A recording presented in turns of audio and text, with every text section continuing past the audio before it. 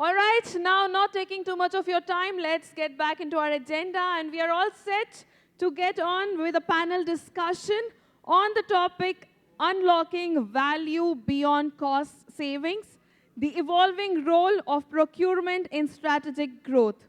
And to do so, I request our moderator, Mr. Sourabh Sengupta, Senior VP, Supply Chain Management, Orbicular, Pharmaceuticals Technologies, to please come upon the stage. I request all of you to please welcome him with a big round of applause, everyone. Mr. Saurabh Sengupta has 25 years of hands-on leadership experience across various facets of global supply chain planning and operations, spanning through demand, supply, logistics planning and execution, India and overseas. He has driven multifaceted projects on supply chain planning and execution, TOC, APO, S&OP, BI, MRP, etc., and instrumental in creating robust teams across the length and width with his experience. Everyone, please welcome our moderator with a very big round of applause. And please keep applauding while I call upon our panelists, Mr. Atul Jain, VP and Head Procurement and Commercial Services, Shriram, Bioseed Genetics. And next I would like to call upon Ms. Indira, Singampalli, Head Strategic Procurement, Dr. Reddy's Laboratories Limited. Please keep applauding, everyone. And Mr. Manjunath Bhat, Head Contracts and Procurement, GMR Group.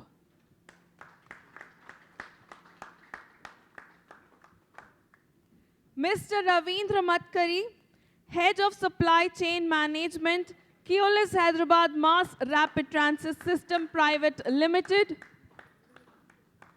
Applaud, everyone. Big round of applause. Yes, please keep applauding. And next, Mr. Dr. Vijaypal Reddy, Associate VP Strategic Sourcing Procurement, Aurobindo Pharma Limited. Mr. Saurabh Gupta, Head of Procurement and Contracts, Leap India Food and Logistics Limited. Mr. Soumendu Sengupta, Head Supply Chain Management, Ramky Infrastructure Limited. Please give a very big round of applause to all the moderator and panelists present on the stage. Yes, I request you all to please match your pictures and sit accordingly. So, great afternoon, everyone. So, hope we'll be able to create this a bit of fun. So, what our topic is all about is from the traditional mindset, wherein procurement was all about a game about price variance and savings, right? We have come a long way. So our discussion will be centered about how procurement is transforming into a value creation agency, right? So basically the first question is, how has procurement evolved from a cost savings function to a key driver of business growth and competitive advantage? Soumendu, you would like to take this up? Yeah, a very good evening, good afternoon to everyone, and thank you ProConnect and all the sponsors here to having me. Yes, this is the very vital thing other than the cost saving. So we have to be innovative on the action on every aspect of the functional delivery. We can align with the business for their growth. In supply chain, we can collaborate with the supplier to align with the business growth, and for that new innovation we can inculcate, which will not only focus on the cost saving, but the final goal of the organization to achieve. Yeah. So there are basically two factors. One is basically on the cost, the savings part, right, which we as procurement professionals are bound into it from traditional history, right. Second is the value creation. basically procurement as an agency or as a key department for the organization, how can it create value? So two elements. One is on the risk mitigation, because currently what procurement executives are focusing on is how to mitigate risks on key products and create a successful backup plan, so as to not take a hit on the top line of the organization, apart from creating value to the bottom line of the organization. The second key facet of this entire thing is robust partnership with the vendors. So with robust partnership, what I have envisaged, and possibly Avinash and everyone can join in, what I have envisaged is we have been able to successfully create many new paradigms which were not existent in the core vision of the organization. So in terms of new products, innovation, right?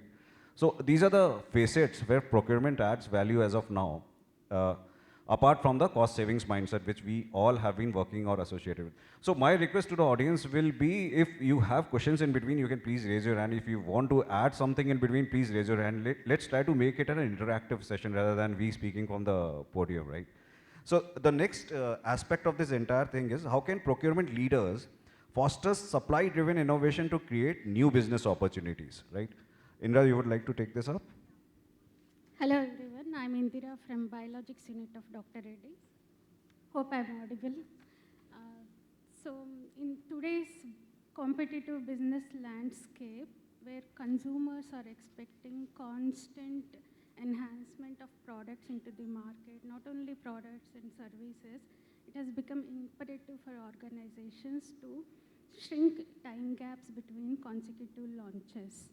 So by embracing proactively supplier-led innovations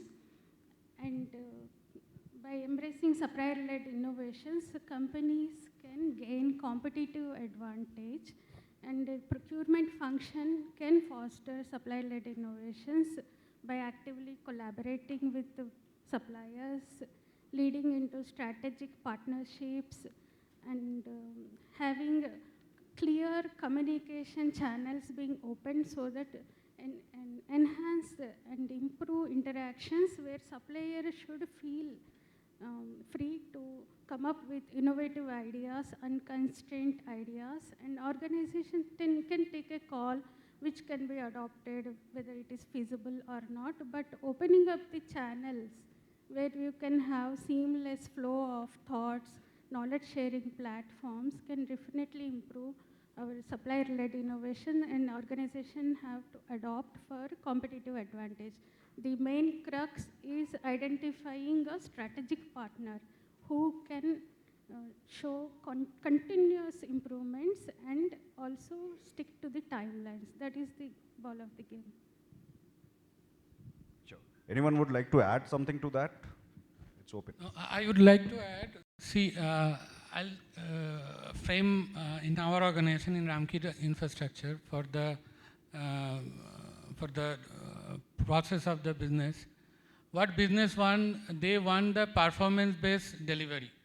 So being a supply chain, if we align with the business so that they can deliver, I mean, nothing like it.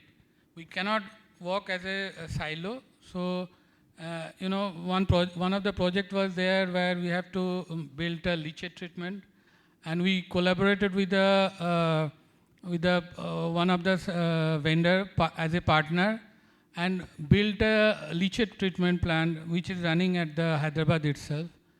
So this way the business got comfort of the delivery and the performance of the plant, and finally the society or the government who got benefited. Apart from this, the business also looking after the working capital management. So we also have to focus on the how we get best possible credit apart from the negotiation and the savings. So finally that will balance their execution plan. Thank you. Sure. So let's move into the next topic. So this topic was basically, thank you Indra for shedding light, and thank you Soumendu.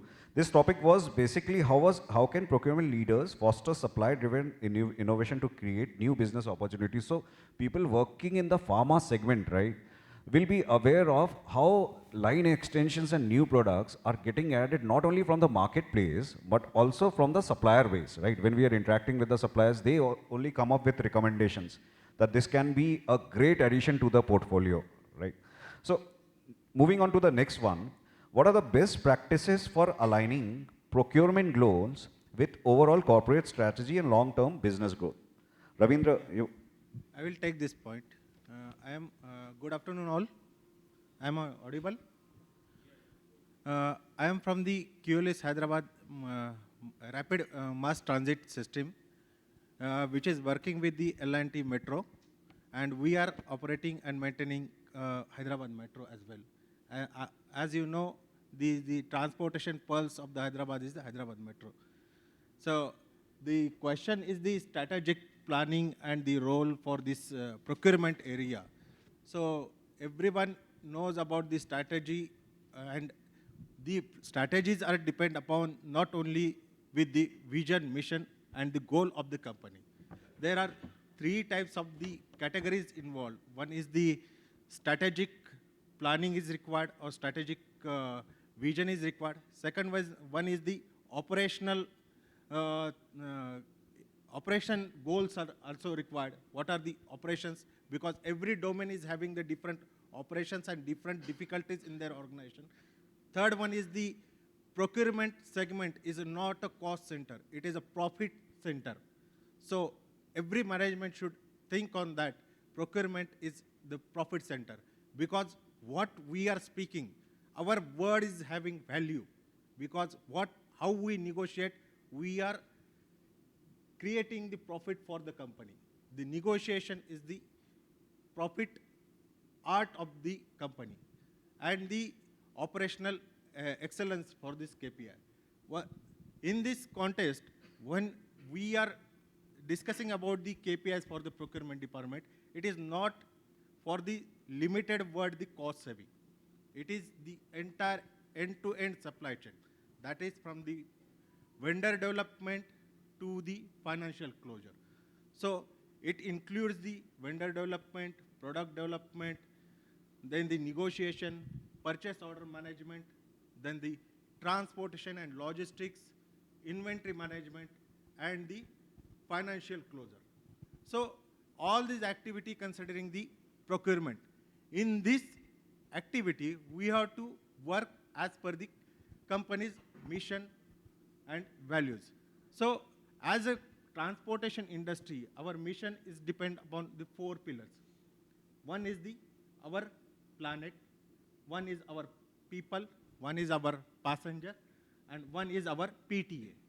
So we are giving the foremost priority to the passenger. And as a pillar of this organization, our target line is think like passenger.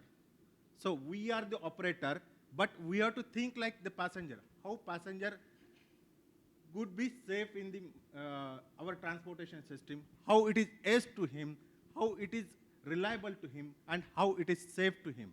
So in that context, we are defining our procurement strategies also.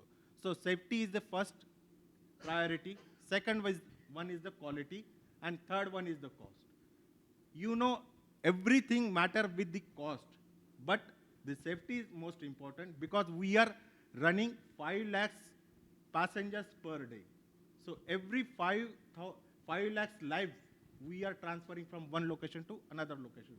So for our product and every development, product safety and the transportation safety is most important, which create the quality, which inbuilt quality for that product. Then come to the costing. Costing is most important, because the Hyderabad Metro is the only one project in India which working on the LPP basis. So all other projects are running, getting support from the state or the center government.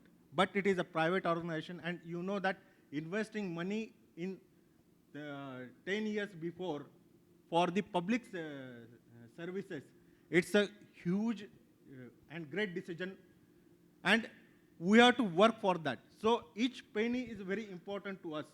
So this procurement KPIs is defined on this value, mission, and values of the organization. Yeah.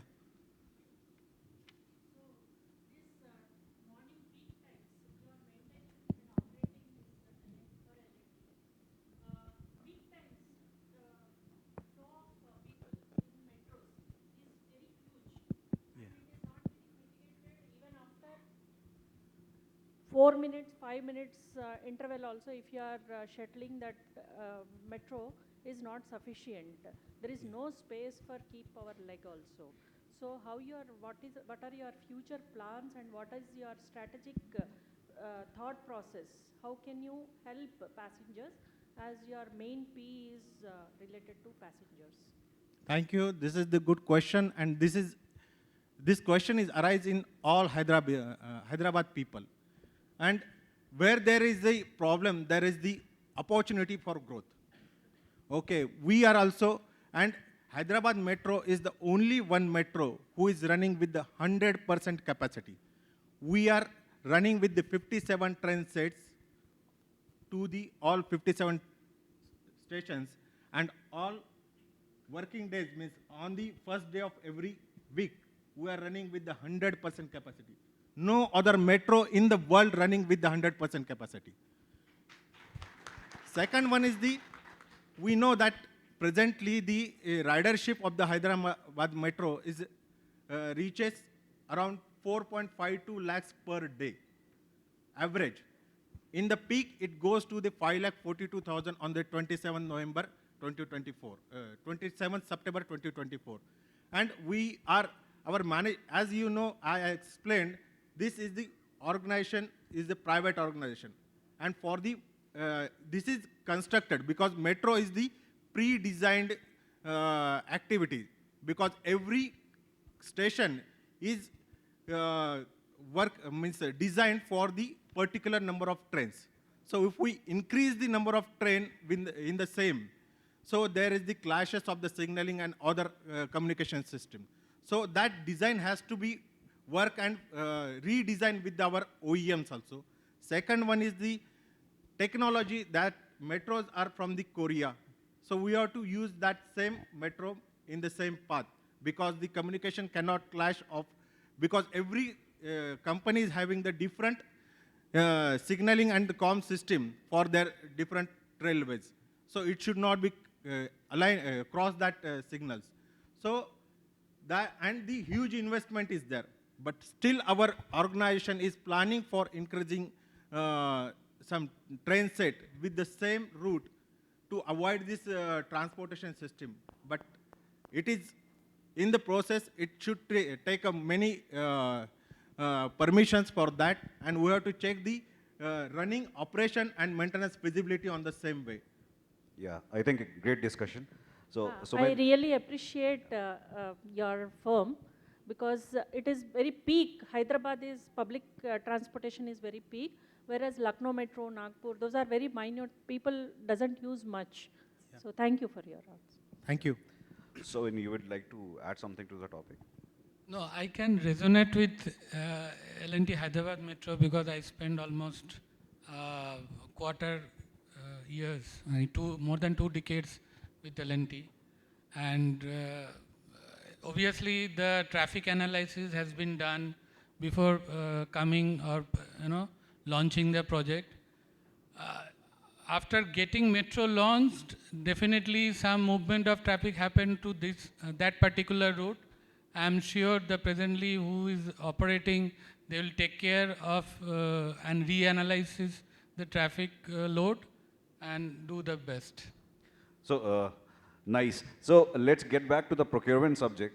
So, our next topic of discussion will be, can we throw some light on how can procurement teams drive sustainability and ESG initiatives while balancing cost, compliance and business impact?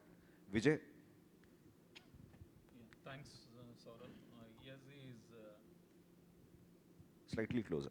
ESG is now critical part of life, not only pharmaceutical industries across the globe. So I think starting morning onwards, we started with milk packet and we cut one corner of the milk packet and throw the other portion and the other portion of it separately. So instead of that, I think we can cut not completely. So it will be with the milk packet. So at least it can be united, and then it will not be 2 pieces and getting that 2 pieces and destroying also. So we can practice that from early in the morning at home and then industry. So it is very, very important now. The regulations are now very much strict as part of environmental and social governance. So coming to the supply chain, so it is very important to reduce the carbon footprint. How we can reduce carbon footprint from the supply chain. So developing the suppliers, downstream process and upstream process. Okay, every downstream process you need lot of chemicals in pharmaceutical industry or any other industry. You need construction field also. You need to have many things, iron, cement, and all these things to construct the building. So always it is if any given opportunity for us in procurement, I think it is better to develop localized suppliers which are very nearer to the industry or manufacturing plant or manufacturing location. So that reduces a lot of logistics part of it. So you need to encourage the local suppliers, and then if required, you need to develop a local supplier for those materials, whatever required for your industry. So it reduces a lot of logistics cost. If you are getting it from China or Europe or some other countries, either it has to come by air or it has to come by sea.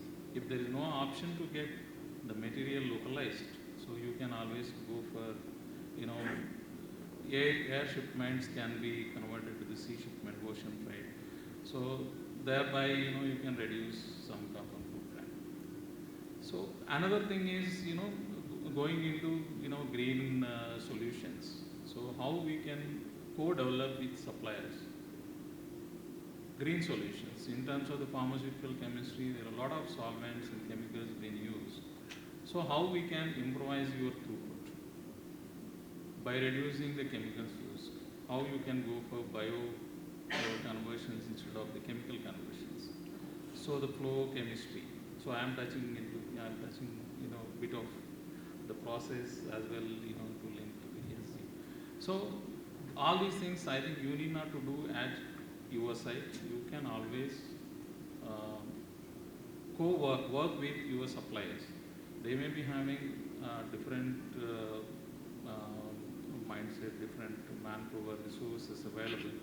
So they can work for you, they can develop for you, and that will be benefit for the industry and environment. So that is how you need to build the green solutions, whatever possible, to the industry, whatever is required. So of course, everything is not free, right? Everything comes, whatever you are going to implement, it has cost impact, right? So it can be, negotiated with your supplier by showing the long-term benefits. You can factor the benefits in terms of renewable energy, whatever they are using, and improvement in the process. On long run, whatever the benefits they are going to get, you can factor into the costing, and then you can negotiate with your supplier, at least, to share, some of the benefits, and then enter into the long-term contracts with their suppliers to assure that you are with them for the long term. If you invest in this project for long term, yes, we are there for you, and then we assure you that you are going to get the business. On long run, you are going to recover whatever you spent on these innovative things to bring down the environmental load. So another is social governance. You need to have, diversified. Everything is costly. Diversity and diversity and inclusive partnership of women employment, and then local people employment, and all these things will add value to your ESG goals. It is going to become, one of the any investor to come to your company and invest. The ESG score is very, very important. If you does not exhibit ESG score, if you are not transparent, so though you are profitable, you are running the profitable business, there is, a possibility that investors will not be happy and they will not invest in your company that stops your further growth.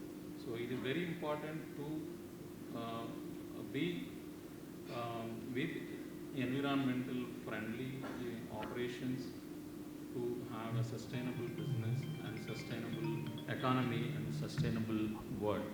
Thank you. Well said, well said. Thank you. Sure. Before going to my question, I have few words to say.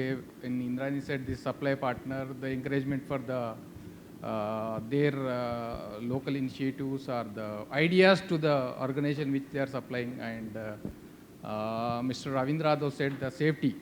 As I come from Vijaypal, Hyderabad, we are the one who are celebrating 300 plus, 3,000 plus safety days. So first thing in the organization we do the safety.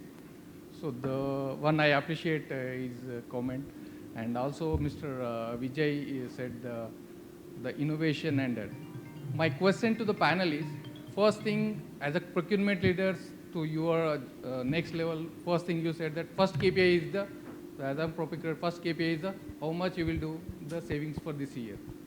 So with this concept, how you go about with your teams or develop the KPIs for the teams or the year and year, so with the roll up behind cost saving, how will go? That is my question. I will take opportunity to answer your question. Yeah. So only cost is not a matter for this procurement team. One is what I explained, that the vendor development. So if you develop good vendor, whenever I am discussing with the vendor, I am discussing as a partner. I am upfrontly told him, don't consider this is first and last transaction in between you and me. Yes. This you treat as a long-term relationship with this organization. So you have to give the confidence to this supplier so he can invest his money as well as knowledge for our betterment. Second one is first is the development, product development and innovation. So we can get the innovation and the new technology or the concept from the supplier because he is the core technology person. We as a procurement person, we know the 10%, but the supplier is known the 100% about this technology. Second one is the inventory management, the hidden cost. So most of the, there are two types. If huge inventory is there, there is the cost investment is there. And if the inventory is not there, there is a loss of production or the loss of business. Yeah. So we have to optimize the inventory. This is the second aspect of this procurement. Third is the cost avoidance. So if you see cost avoidance means if you importing some goods, okay, and it is reached to the custom portal, but your documentation or the required documentation is not on the time, so it will penalize you. Sure. So it is hidden cost. So as a procurement guy, we have to plan backward. Okay, yes. When shipment will come, we have to get ready with approval, all the documents, and given to the custom department. So there is no delay. No delay. Delay is creating very much indirect cost and is penalized heavy. The fourth one is the contractual agreement. Right. When you are dealing with the supplier, your contractual agreement should be crystal clear. If there is ifs and buts are there and something happen wrong, so it will more penalize to that organization because of the negligence in the agreement terms. So there are another aspect are there, but these are the few aspects which apart from the cost saving, this saves or increase the profitability of the organization. Yeah, one request to the audience is, see, we have to cover quite a bit of topics, right? So let's keep the questions at the last. We'll take 5 minutes for the questions, right? Thank you. So, else we'll skip some of the topics. Sorry for that. So our next discussion element is how can procurement teams move beyond transactional relationships and build long-term strategic partnership with suppliers? I think that was your sort of your question, right? So I'll send it to Atul.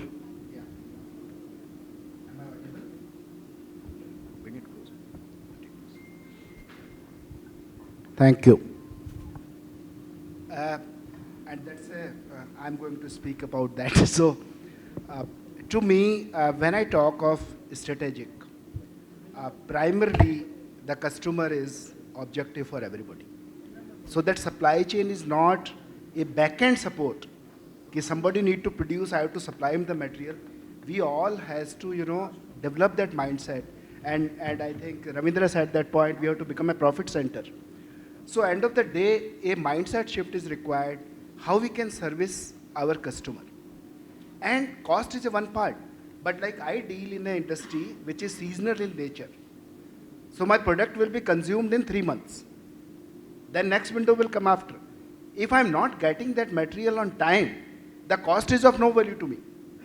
I lost that entire opportunity on the revenue and profit side. Second, when I think of strategy, it talks about sustainability. We need a long term. Whenever we change a supplier, we are incurring a big risk. And that's why I said how to develop the vendors. Ravindra highlighted. So these suppliers has to be our business partners. They are growing with us. Like I have in some of the example, we deal in couple of bulk seeds where margins are very low. And I cannot afford to have that processing in Hyderabad. So we have worked with some supplier. They have put a facility. We have a long-term 10-year contract. They are delivering the best service. And we are getting a good cost efficiency also. So that is how when we think of sustainability. Third point which I feel, suppliers are a great source of information. They are going to tell you idea about the new product which Saurabh just touched upon, that they can come up with a new product because they are dealing with multiple people. They can tell you what are the new regulations are going to come. They can tell you what are the new, innovation is happening at the raw material level. So beyond a business interaction with them is a key to take it to a strategic level. So like I call my supplier for some day, I negotiate like twice a year, but many times I call them for a cup of coffee to understand what's going on in the industry. And that's how, all of us need to take a better decisions. And when my aim is to serve my customer and build my competitive advantage, then I have to get out of that cost or maximum what we do as a supply chain person, what is the cost and what is the payment term. And delivery way say it will come into this. And one of the things which I tell you, like in my company, I am a supply chain person, but my 20% weightage of KPI go to business revenue and PBDT. So that's how, I am focused because it is not just cost saving, but whether if some revenue is lost due to my delayed supply or cost avoidance or the quality. So these are, I think, some of the things. So owning up the larger role in the organization, serve our customer in the best manner, and how do you create a value for the business. These are the, I think, some of the things. And risk, assessing the risk in advance and doing it. So that's how, my take on it, Saurabh. Thank you. So let's move to AI. We'd like to listen about a bit of AI on procurement, right? So Manju, you would like to throw some light? Well, thank you. To talk about AI, I am actually not from that relevant industry. My whole experience is mostly in infrastructure. But of late, 2007, when we first saw SAP, everybody was scared of SAP.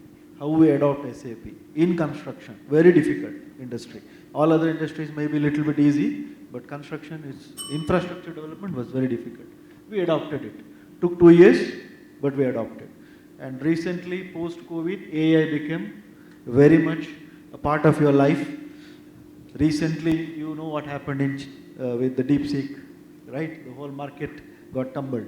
So, the AI penetration in procurement and sourcing from last 4 years is quite good. We have been adopting technologies. Most of the organizations have adopted. My current organization is doing it. My past organizations have also done it. To the extent that today the procurement sourcing related risk is also mapped through AI. The business development initiatives, like you bid for a new project, new business venture, the risk associated, whether it is country risk or local risk, financial risk, is also mapped, and AI gives you a report with the scoring and likely cost. So that's the level of AI adaptation today what we have. In the morning first session, a lot of people have presented about the products and what AI can bring on table for procurement people, to our fraternity particularly, in terms of vendor sourcing, material sourcing, price negotiation, price benchmarking, looking at your past data, coming up with points where you need improvement within your system, process improvements, SLAs, SOP mapping. So there is no limit in terms of AI adaptation. Future is AI. All the procurement personnel here, including me, we should understand that we should start adopting to AI, learn AI tools, whether it is a small tool or a large implementation by your corporate. You should not resist, you should adopt, embrace it, learn, upgrade yourself today, because a lot of people have apprehension that AI will make a lot of people lose their job, right? I don't believe that. It's more of a P-touch even today. Procurement, you need person-to-person interaction.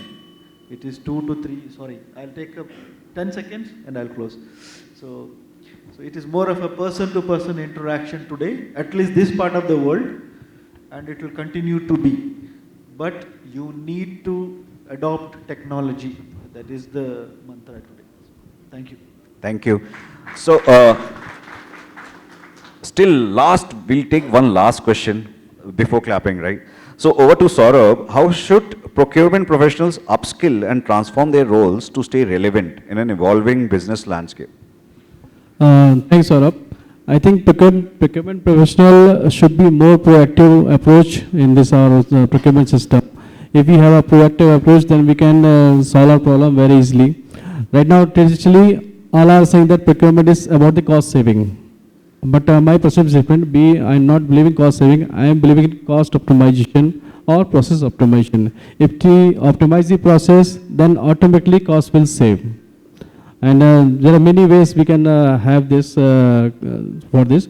Like we can, Indira ma'am says, supplier collaboration for innovation ideas. We have to innovate every time that we can have a more cost benefits and optimize the process. Thank you. You would like to take over? Yeah, thank you.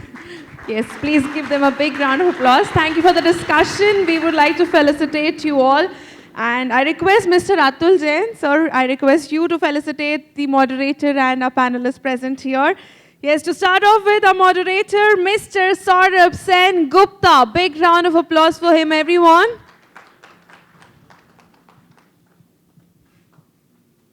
Please keep applauding, everyone. Yes, and our panelist, Miss Indira Singampalli.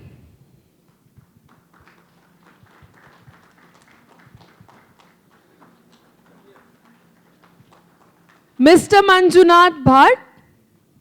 Please keep applauding, everyone. Mr. Ravindra Mathkari.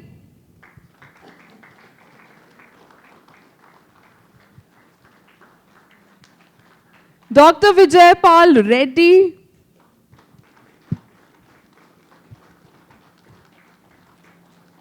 Mr. Saurabh Gupta.